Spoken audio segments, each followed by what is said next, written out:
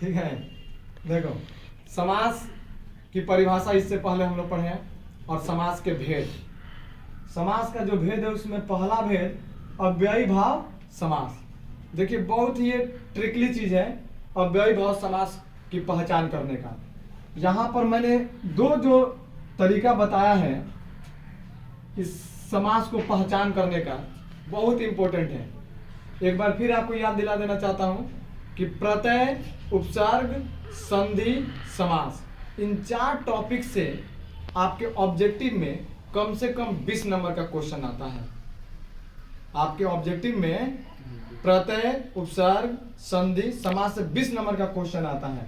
तो देखिए अब अव्ययी भाव जो समास है इसको पहचानने का क्या तरीका है।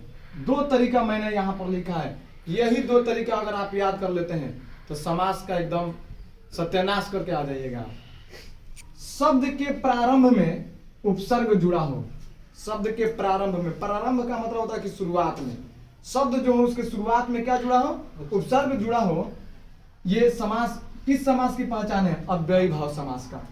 दूसरा पहचान बता रहा है कि यह शब्द की जो शुरुआत हो वो अ, आ, अन, यथा, प्रति, प्र, भर, ये सब उपसर्ग हैं। इन उपसर्गों से अगर शब्द की किसी शब्द की शुरुआत होती है तो वह आपका अव्ययी भाव समास होता है। जैसे उदाहरण दिया हूं और इसका विग्रह भी करके बता दिया हूं, एकदम इंपॉर्टेंट ये टॉपिक है आपका।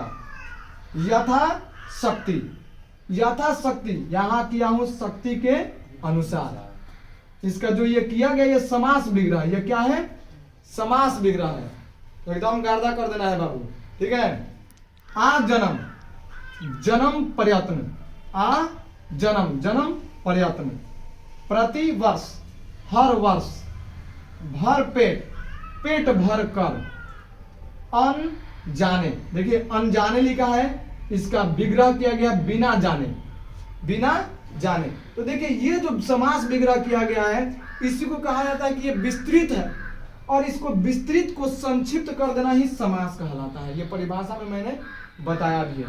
यहाँ पर एक चीज और देख लीजिए कि जो शब्द के प्रारंभ में उपसर्ग जुड़ा हो, तो देखिए यहाँ पर आपको यहाँ दिखाई देगा यथा, आ, प्रति, भर और अन, ये जो है उपसर्ग है।